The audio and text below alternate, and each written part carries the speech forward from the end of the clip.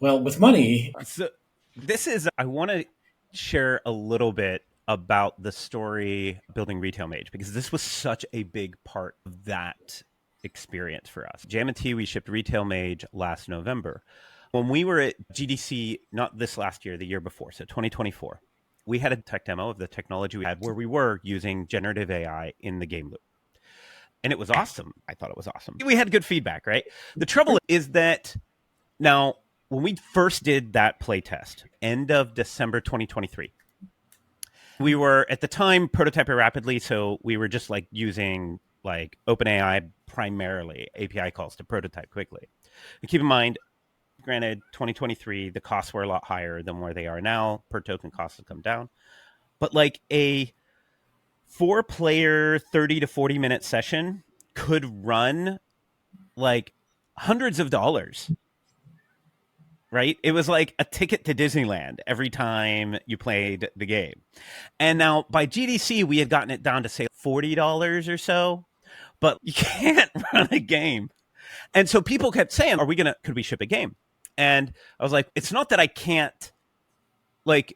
I believed we had a lot of work to do to build a game. I don't want to underestimate that. But the big blocker to me at the time was like, I could build the game, but I can't ship it because it's going to be too expensive. Long story short, we had a partner who came in who challenged us on that. And we got challenged to think, what can we get it down to? Now, our goal at the time was to see if I could get it to $2 per player session. We got it down to 50 cents. But if you look at Retail Mage, there's a lot like that whole year. Everything I was thinking about was how do I get like this cost down? Because a lot of the game design of Retail Mage and the product design was constrained by how expensive it was to run. So Retail Mage does not have a lot of retention mechanics in it, somewhat intentionally, because if someone played 200 hours of the game, like how do I monetize that? And we had an initial monetization that we were considering like charging almost like per engagement or have other ways to monetize that time. In the end, we got it low enough that we felt like we could just charge what we could and we knew how to get the cost down.